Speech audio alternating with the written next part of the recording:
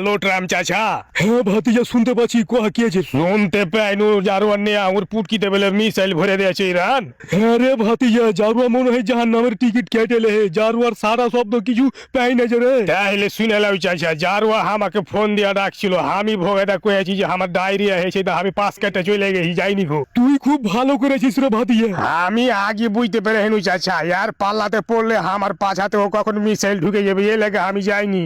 আরে ভাতিজা আর কইস না, জারুয়ার পাল্লাতে পড়ে আমি মিসাইল খেতে খেতে শেষে গেলু, আমার মিলিটারিরা সব শেষে আলো রে ভাতিজা। তাহলে শুনে লাও চাচা, ওই জারোয়াকে আমি বারে বারে বুঝাইছিল তো, দেখ রে যাই রে, তুই এরকম বাড়াবাড়ি করিস কেন, তোর পুটকিতে মিসাইল ঢুকে যাবে। আরে ভাতিজা আর কইস না, আমি তো এক জারুয়া আছি আমার থেকে 1,500 ওই নেয়া, ওই জারুয়াকে কুত্তাতি জন্মালছে আর আমাকে সরে জন্মালছে। আসলে আমি শালা কোনো পাল্লাতে যে পড়তে গেলু, তা আমার ঘাটি মাটি সব উড়িয়ে দিলে রে। তো চাচা একটাই কথা কব, তোমরা যারা করে বেড়ে করে আমাকে টানিও না মধ্যখান থেকে, আমাকে কে মিসাইল মেরে উড়িয়ে দিবে ফের।